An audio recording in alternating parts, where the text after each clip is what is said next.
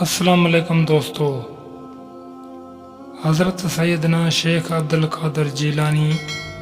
قطب ربانی رحمۃ اللہ تعالیٰ علیہ ارشاد فرماتے ہیں، اللہ عز و جل کے نافرمانی نہیں کرنی چاہیے اور سچائی کا دامن ہاتھ سے نہیں چھوڑنا چاہیے۔ اس بات پر یقین رکھنا چاہیے کہ تم اللہ عز و جل کے بندے ہو اور اللہ عز و جل کی ملکیت ہو، اس لیے کسی چیز پر اپنا حق ظاہر نہیں کرنا چاہیے بلکہ اس کا ادب کرنا چاہیے، کیونکہ اس کے تمام کام صحیح درست ہوتے ہیں۔ اللہ عز و جل کے کاموں کو مقدم سمجھنا چاہیے۔ اللہ تبارک و تعالی ہر قسم کے امور سے بے نیاز ہے اور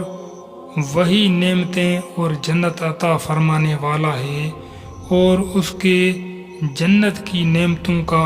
کوئی اندازہ نہیں لگا سکتا۔ اس نے اپنے بندوں کی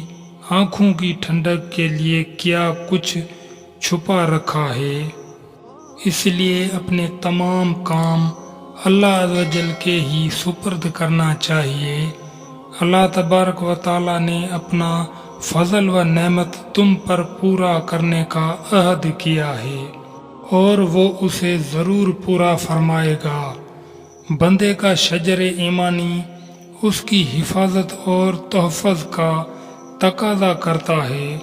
شجر ایمانی کی پرورش ضروری ہے، ہمیشہ اس کی آبیاری کرتے رہو، اسے نیک اعمال کی کھاد دیتے رہو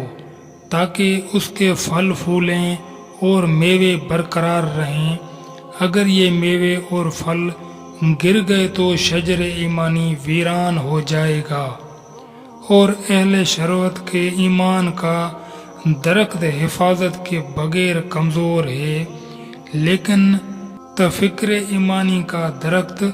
پرورش اور حفاظت کی وجہ سے طرح طرح کی نعمتوں سے فیضیاب ہے۔ اللہ عز و جل اپنے احسان سے لوگوں کو توفیق عطا فرماتا ہے اور ان کو عرفہ و اعلیٰ مقام عطا فرماتا ہے۔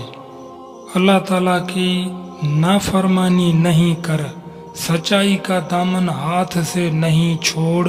اور اس کے دربار میں عاجزی سے معذرت کرتے ہوئے، اپنی حاجت دکھاتے ہوئے عاجزی کا اظہار کر، آنکھوں کو جھکاتے ہوئے اللہ عز و جل کی مخلوق کی طرف سے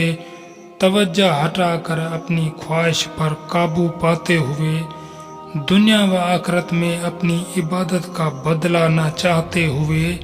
اور بلند مقام کی خواہش دل سے نکال کر رب العالمین کی عبادت و ریاضت کرنے کی کوشش کرو۔ اور آخر میں جاتے جاتے دوستوں سے گزارش کے چینل کو سبسکرائب اور ساتھ میں بیل آئیکن پریس کر دیں تاکہ آئندہ آنے والی ہر ویڈیو آپ دوستوں تک بر وقت پہنچتی رہا کریں۔